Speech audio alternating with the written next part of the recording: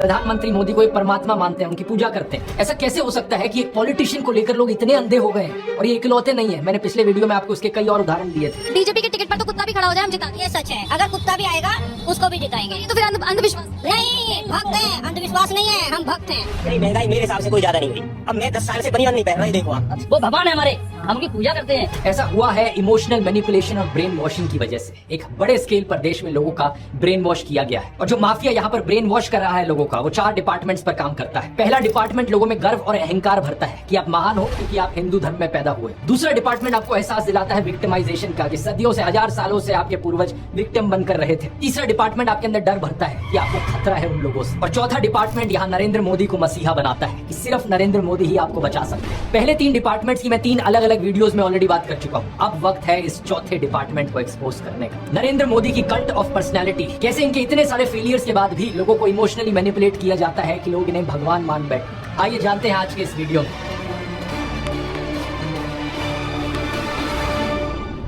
जून 2013 की बात है दोस्तों। राइटर नीलांजन मुखोपाध्याय ने एक किताब लिखी नरेंद्र मोदी के ऊपर। ये एक बायोग्राफी थी। इस किताब में लिखा गया कि कैसे नरेंद्र मोदी जब 6 साल के थे, वडनगर रेलवे स्टेशन पर गुजरात में वो चाय बेचा करते थे। ये चाय बेचने वाला किस्सा तभी से लेकर नरेंद्र मोदी की संघर्ष की कहानी का ये एक मेजर टॉकिंग पॉइंट रहा है। 2015 में जब टाइम मैगजीन ने प्रधानमंत्री मोदी का इंटरव्यू लिया तो उन्होंने बताया कि कैसे वो एक बहुत गरीब परिवार से आते थे, कैसे बचपन में वो चाय बेचा करते थे रेलवे स्टेशन। इनकी एग्जैक्ट लाइनें सुनिए। मैं पॉवर्टी में पैदा हुआ, बचपन में मेरा पूरा बचपन पॉवर्टी में बीता है। मेरे लिए पॉवर्टी एक तरीके की पहली इंस्पिरेशन थी मेरी जिंदगी में। लेकिन कितनी सच्चाई है इन बातों में, बहुत से लोगों ने टाइम टू टाइम सवाल उठाए हैं। जैसे कि नरेंद्र मोदी के बचपन की ये फोटो देखिए। वे 1950 यानी 1950 में पैदा हुए थे। क्या उस समय किसी गरीब परिवार में पैदा हुए बच्चे के पास ऐसे कपड़े होंगे? जरा खुद ही सोचकर देखिए। सूट तक पहन रखे हैं इन्होंने अपनी बचपन की फोटोज में। मैं खुद 1994 में एक मिडिल क्लास फैमिली में पैदा हुआ हूं, लेकिन मेरी तो बचपन की ऐसी कोई फोटो नहीं मिलेगी आपको जिसमें मैंने कोई सूट पहन रखा। और नरेंद्र मोदी अपने आप को गरीब ही नहीं, बहुत गरीब परिवार का बताते हैं। इंडिया टुडे ने इनकी पुराने घर की एक फोटो पब्लिश करी थी, स्क्रीन पर देखिए। बहुत बड़ा घर नहीं है, लेकिन क्या आपको ये 1950s के किसी बहुत गरीब परिवार का घर दिखता है? परिवार में नरेंद्र मोदी के 5 भाई और 1 बहन है। 2 साल पहले नरेंद्र मोदी के छोटे भाई प्रहलाद मोदी ने कहा था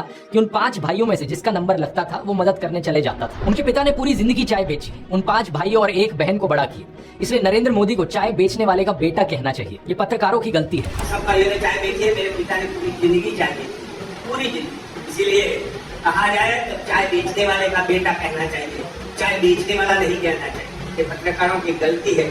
2014 में कांग्रेस नेता अहमद पटेल ने कहा था कि नरेंद्र मोदी कभी चाय वाला नहीं थे, बल्कि वो एक कैंटीन ठेकेदार थे। अब कांग्रेस की बात पर कितना यकीन किया जाए नहीं किया जाए, लेकिन 2021 में बीजेपी ने भी ये कैंटीन वाली चीज अनइंटेंशनली एक्नॉलेज करी थी। रेलवेज मिनिस्टर अश्विनी वैष्णव ने इंस्ट्रक्ट किया ऑफिशियल्स को कि वो वडनगर रेलवे स्टेशन पर एक कैंटीन को ब्यूटीफाई करें। इंडिया टुडे के आर्टिकल में यहाँ क्लियरली लिखा हुआ है, और इसके नीचे एक फोटो भी लगी है इस टी स्टॉल / कैंटीन की, जो नरेंद्र मोदी के पिता चलाया करते थे। हाल ही में लिखे गए CNN के इस आर्टिकल को देखिए। नीलांजन मुखोपाध्याय खुद कहते हैं कि मोदी की जो पॉवर्टी की कहानी है वो ग्रॉसली एग्जैजरेटेड है, यानी कि बहुत बढ़ा चढ़ा कर लोगों को बताई गई है। इतना ही नहीं, एक दूसरे आर्टिकल में नीलांजन बताते हैं कि नरेंद्र मोदी के पिता के पास इतने पैसे थे कि वो मोदी और उनके भाइयों को स्कूल भेज पाए। और स्कूल जाने का मतलब था कि वो कहीं और फुल टाइम काम नहीं कर सकते थे, बस वो स्कूल के बाद अपने पिता का हाथ बटाया करते थे। ये सब सुनकर एक बहुत बड़ा सवाल आपके मन में आएगा कि ऐसी कहानियों को क्यों बढ़ा चढ़ा कर हमें बताया जाता है। नीलांजन कहते हैं ऐसा इसलिए किया जाता है ताकि इंडियन पब्लिक को एक आइडिया बेचा जा सके। मित्रों, मैं बचपन में रेल के डिब्बे में चाय बेचता था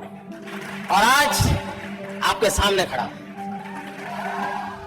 कोई भी इंसान अगर समझदारी से सोचे तो वो जानता है कि इस बात से फर्क नहीं पड़ता। एक अच्छा नेता गरीब परिवार से भी आ सकता है और अमीर खानदान से भी आ सकता है, और यही चीज कही जा सकती है एक बुरे नेता या डिक्टेटर के बारे में भी। उदाहरण के तौर पे बात करें, कंबोडिया का जो डिक्टेटर था पोल पॉट, वो एक अमीर खानदान से आता था। लेकिन इटालियन डिक्टेटर बेनिटो मुसोलिनी एक गरीब परिवार में पैदा हुआ था। उसके पिता एक ब्लैक स्मिथ थे, और वो बड़े गर्व के साथ इन चीजों को प्राउडली एक्सप्रेस करता था कि कैसे वो जनता के बीच से निकल कर आया है। रशियन डिक्टेटर जोसेफ स्टालिन के पिता एक मोची थे, यानी जूते बनाने वाले, और माँ एक धोबिन थी। और दुनिया का सबसे जाना माना तानाशाह हिटलर भी एक गरीब परिवार में पैदा हुआ था। लेकिन गरीब परिवार में पैदा होने का मतलब ये नहीं कि उसने गरीबों के लिए काम किया था अपने करियर में। उल्टा जानते हो क्या, हिटलर चंदा धंधा का मॉडल चलाता था अपना खुद का। उसके समय में बहुत सी क्रॉनी कैपिटलिस्ट कंपनियों ने करोड़ों का प्रॉफिट कमाया। IG फार्बन, डॉयचे बैंक, BMW, कुछ गाड़ियों की कंपनीज जिनको आज आप जानते हैं, और कुछ लोग इन गाड़ियों के पीछे बड़ा भागते हैं। पोर्शे, मर्सिडीज बेंज, वोल्क्सवैगन, इन सब कंपनियों ने चंदा डोनेट किया था हिटलर को अपने समय में। 2016 में BMW ने माफी भी मांगी थी इस चीज को लेकर। इस आर्टिकल को देखिए। रिग्रेट एक्सप्रेस किया था कि वो एक समय पर हिटलर को सपोर्ट किया करते थे। इंडिया की बात करें तो हाल ही में हमने देखा इलेक्टोरल बॉन्ड स्कैम। मैंने पूरा वीडियो बनाया इस पर कि कैसे ये एक घोटाला नहीं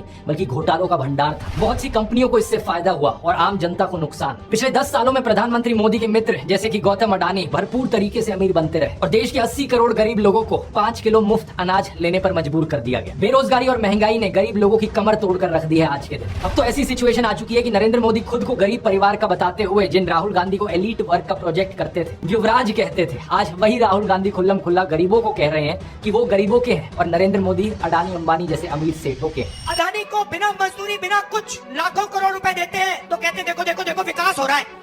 हमने मनरेगा किया, मजदूरी के लिए पैसा दे रहे हैं और कहते हैं गरीबों की आदत बिगाड़ रहे हैं। मैं आपका हूँ, वो उनके हैं। राहुल गांधी कह रहे हैं कि जितना रुपया नरेंद्र मोदी ने अडानी को दिया है उतना रुपया वो देश के गरीब लोगों को देंगे। और मैं देश को फिर से दोहरा के कह रहा हूँ, जितना पैसा नरेंद्र मोदी जी ने इनको दिया है ना, उतना ही पैसा हम हिंदुस्तान के गरीब लोगों को देने जा रहे हैं। महालक्ष्मी योजना, पहली नौकरी पक्की योजना, इन योजनाओं के माध्यम से करोड़ों लाखपति बनाए। इन्होंने 22 अरबपति बनाए, हम करोड़ों लाखपति। प्रधानमंत्री मोदी इसका ज्यादा जवाब दे नहीं पाए। उल्टा उन्होंने कोशिश करी थी ये कहने की कि अडानी अंबानी एक्चुअली में कांग्रेस के साथ मिले हुए हैं। जरा एक शाहजादे कोशिश करें इस चुनाव में ये अंबानी अडानी से कितना माल उठाया है। मार्च में आई इस रिपोर्ट को देखिए। भारत में इनकम इनइक्वालिटी 100 साल में सबसे ज्यादा हो गई है। इतनी बुरी हालत अंग्रेजों के जमाने में भी नहीं होती थी। ऐसे में अगर राहुल गांधी ने संकल्प लिया कि अगले 5 सालों में वो सभी 22 करोड़ गरीब लोगों को गरीबी से निकाल देंगे तो इसमें क्या गलत किया। लेकिन पीएम मोदी इस बात पर भी तंज कसने लगे। उनके पास खुद कोई अपना विजन नहीं है। 80 करोड़ लोगों के हाथ में कटोरा पकड़ा दिया और अगले 5 सालों के लिए यही 5 किलो अनाज वाली स्कीम एक्सटेंड कर दी। ना रोजगार का कोई प्लान बताया है, ना महंगाई कंट्रोल कैसे होगी ये बताया, ना गरीबी कैसे हटेगी ये बताया। और जब राहुल गांधी ने सबके लिए रोजगार की बात करी तो प्रधानमंत्री मोदी उनका मजाक उड़ाने लग गए। कांग्रेस के शाहजादे ने अभी घोषणा की, आप भी सुनकर के हंसोगे। सुनाओ, चोरों से हंसना पड़ेगा आपको। और आपको ये भी मालूम कि ये टेम्पो में पैसा देते हैं, क्या ये आपका पर्सनल एक्सपीरियंस है क्या? फरवरी 2020 में गुजरात में नमस्ते ट्रंप इवेंट हुआ था तो गरीबों को छुपाने के लिए एक 1600 फुट लंबी दीवार बनाई गई थी। जरा खुद सोचकर देखो, 1995 से लेकर 2020 25 साल से गुजरात में बीजेपी की सरकार थी, जिनमें से 3 बार तो खुद नरेंद्र मोदी ही चीफ मिनिस्टर थे। लेकिन इनसे गरीबी नहीं हटाई गई, उल्टा ये गरीबों को छुपाने लग गए। G20 समिट के समय दिल्ली में भी यही हुआ था। कुछ बस्तियों को हरे पर्दे के पीछे ढक दिया, यानी कि इन गरीब लोगों की मूवमेंट को भी रिस्ट्रिक्ट कर दी।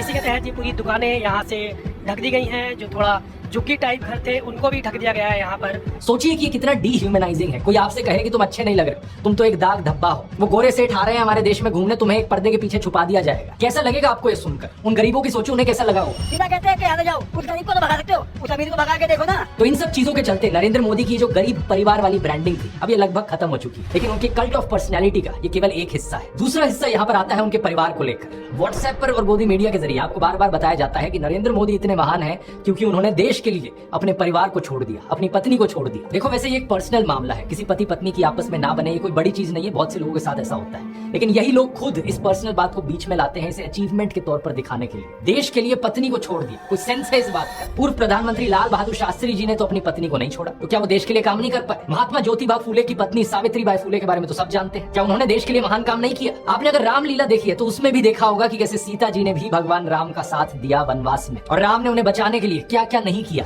तो व्हाट्सएप यूनिवर्सिटी की एक ऐसी घटिया नारी विरोधी मानसिकता है जहां आप औरत को एक अड़चन की तरह देखते हो, जहां आप पत्नी को छोड़ देने को एक अचीवमेंट की तरह दिखाते हो। और केवल पत्नी ही नहीं बल्कि नरेंद्र मोदी के परिवार को लेकर भी व्हाट्सएप माफिया यही बात फैलाता है। अरे औरों की तो छोड़ो, नरेंद्र मोदी खुद इस बात को बार बार दोहराते रहते हैं। कहते हैं कि उन्होंने अपने परिवार को देश के लिए छोड़ दिया। मेरे देशवासियों, मैंने घर, परिवार, सब कुछ देश के लिए छोड़ा है। पंजाब केसरी अखबार ने तो उनकी चरण वंदना करते हुए उनकी तुलना भगवान बुद्ध और महावीर जैन से कर डाली। लेकिन इन लोगों से मैं पूछना चाहता हूँ, कभी भगवान बुद्ध ने अपना घर छोड़कर ऐसे बयान दिए क्या? सम्माननीय आदरणीय दीदी, आदरणीय दीदी, ओ दीदी। किसी औरत को कांग्रेस का विधवा कहा, 50 करोड़ की गर्लफ्रेंड कहकर अपमानित किया, समाज में नफरत का जहर बोया। सत्ता पाने के लिए भगवान बुद्ध ने ये सब नहीं किया था, वो तो खुद एक राजकुमार थे। वो तो सत्ता को, महल को और सिंहासन को छोड़कर जंगल में गए थे और उनके पीछे उनके माँ बाप, उनकी पत्नी यशोधरा और उनके बेटे राहुल तो राजमहल में सुविधाओं के साथ जी रहे थे। और जब बुद्ध की ज्ञान प्राप्ति हुई तो जानते हैं उन्होंने सबसे पहले क्या कहा था? oshonews.com पर ओशो के एक लेक्चर का ट्रांसक्रिप्ट दिया हुआ है। जब बुद्ध को ज्ञान प्राप्ति हुई तो पहली बात उन्होंने अपने शिष्यों से ये कही, मैं यशोधरा के पास जाना चाहता हूँ, उससे बात करना चाहता हूँ। ये सुनकर आनंद व्याकुल हो गए, बोले कि ये ठीक नहीं है, लोग क्या कहेंगे। बुद्ध ने कहा, मुझे उसका धन्यवाद करना है उसकी मदद के लिए, और जो मेरे साथ हुआ, जो मुझे मिला, इसका कुछ हिस्सा मुझे उसे देना है, ये उसका कर्ज है मुझ पर। और वो गए। यशोधरा ने उन्हें देखा, 12 साल का गुस्सा उनके अंदर था। वो बोली, मुझसे कहकर तो जाते, क्या मैं तुम्हें रोकती? इतना भी विश्वास नहीं था मुझ पर। बुद्ध ने माफी मांगी, ये कहा कि मैं ना समझ था, अब समझ आई तो वापस आया हूँ। सुनो, कुछ अद्भुत हो गया है। मेरा पहला दायित्व तुम्हारे प्रति है, इसलिए वह अनुभव तुम्हारे साथ साझा करूंगा। यशोधरा की आंखों से आंसू झरने लगे। अब प्रधानमंत्री मोदी का इंस्टाग्राम अकाउंट देखिए जरा। प्रियंका चोपड़ा और निक जोनस की वेडिंग रिसेप्शन में गए, उन्हें बधाई दे रहे हैं। इस वीडियो को देखिए, विराट कोहली और अनुष्का शर्मा के वेडिंग रिसेप्शन पे जाकर उन्हें गुलाब दे रहे हैं। मलयालम एक्टर सुरेश गोपी की बेटी की शादी में गए। टाइम्स नाउ की एंकर नविका कुमार के बेटे की शादी में गए। मुकेश अंबानी ने हॉस्पिटल खोला तो वहां बधाई देने पहुंच गए। इस न्यूज आर्टिकल को भी देखिए। नरेंद्र मोदी ने गौतम अडानी के बेटे करण की ग्रैंड एंगेजमेंट सेरेमनी को भी अटेंड किया। तो बॉलीवुड सेलिब्रिटीज और अमीर सेठों की शादियों में जाने के लिए बहुत समय है इनके पास। हालांकि इसमें कुछ गलत नहीं है, इनकी मर्जी अगर ये जाना चाहें तो। लेकिन सवाल यहाँ पर ये, क्या केवल अपने भाइयों और परिवार को ही छोड़ना पड़ता है क्या देश के लिए? एबीसी के इस आर्टिकल को देखिए। अवनी दास रिपोर्ट करती है कि अक्टूबर 2023 में मोदी परिवार उनके भतीजे की शादी के लिए इकट्ठा हो रहा था, लेकिन एक इंसान वहां से गायब थे, नरेंद्र मोदी। आपने फोटोज और वीडियोस में जरूर देखा होगा कि प्रधानमंत्री मोदी अपनी माताजी से मिलने जाया करते थे, जो कि अच्छी बात है। लेकिन कभी आपने नोटिस किया कि केवल वहां 3 लोग होते थे इस मुलाकात में?